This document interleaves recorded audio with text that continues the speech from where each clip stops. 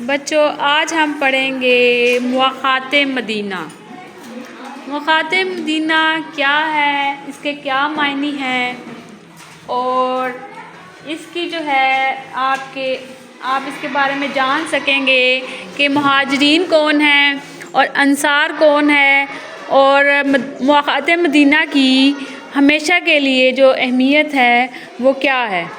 اس کے علاوہ معاشرے میں مواخات اور بھائی چارے کے فوائد اور اس سے مرتب ہونے والے اثرات سے بھی آپ آگاہ ہو سکیں گے۔ مواخات کے معنی ہیں بھائی چارہ۔ مواخات کے کیا معنی ہیں؟ بھائی چارہ۔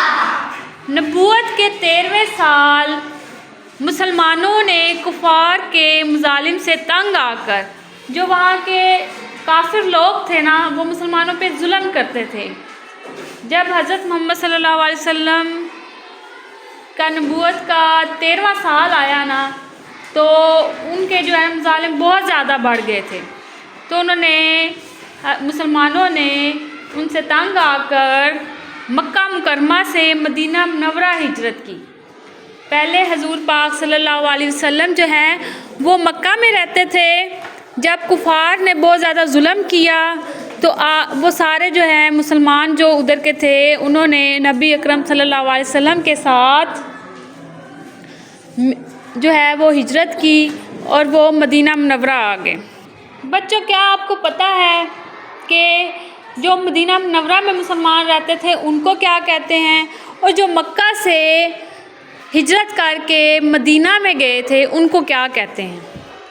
پتہ ہے کسی بچے کو؟ ان مسلمانوں کو کیا کہتے تھے جو مدینہ میں رہتے تھے، اور ان مسلمانوں کو کیا کہتے تھے جو مکہ میں رہتے تھے؟ مکہ میں رہتے تھے لیکن وہ ہجرت کر کے مدینہ منورہ گئے۔ وہ میں آپ کو بتاتی ہوں کہ مدینہ منورہ میں جو رہنے والے ہیں ان مسلمانوں کو انصار کہا جاتا ہے۔ کیا کہا جاتا ہے؟ انصار۔ وہ مدینہ منورہ میں جو رہتے ہیں ان کو انصار کہتے تھے، اور ہجرت کے بعد جو مدینہ منورہ آئے تھے مسلمان ان کو مہاجرین کہتے ہیں۔ کیا کہتے ہیں؟ مہاجرین۔ مہاجرین وہ ہوتے ہیں جو اپنا ملک، اپنا شہر یا اپنا قصبہ چھوڑ کے کہیں اور ہجرت کر جائے، ان کو مہاجرین کہا جاتا ہے۔ جب ہجرت کی تھی، جب وہ مسلمان مدینہ منورہ آئے تھے نا، تو ان کے پاس کاروبار کا کوئی ذریعہ نہیں تھا۔ ذریعہ معاش یعنی جو کمانے کا جو ذریعہ تھا وہ ان کے پاس نہیں تھا، وہ خالی ہاتھ آئے تھے۔ تو حضرت محمد رسول اللہ خاتم النبیین صلی اللہ علیہ وآلہ وسلم نے مہاجرین کی ضرورت پوری کرنے کے لیے مہاجرین اور انصار کے درمیان بھائی چارہ قائم کیا، جس کو کیا کہتے ہیں؟ مواخات مدینہ۔ یعنی انہوں نے آپس میں ان کو بھائی بھائی بنایا، انہوں نے اپنا مال جو مہاجرین آئے تھے ان کو تقسیم کیا، تو وہ آپس میں بھائی بھائی بن کے اس معاہدے کو، اس بھائی چارے کو مواخات مدینہ کہا جاتا ہے۔ کیا کہا جاتا ہے؟ مواخات مدینہ۔ آپ صلی اللہ علیہ وسلم نے انصار اور مہاجرین کو حضرت انس بن مالک کے مکان پر جمع کیا۔ حضرت انس بن مالک کے مکان پر آپ جمع ہوئے سارے، اور ان کے درمیان بھائی چارہ جو ہے وہ قائم فرمایا۔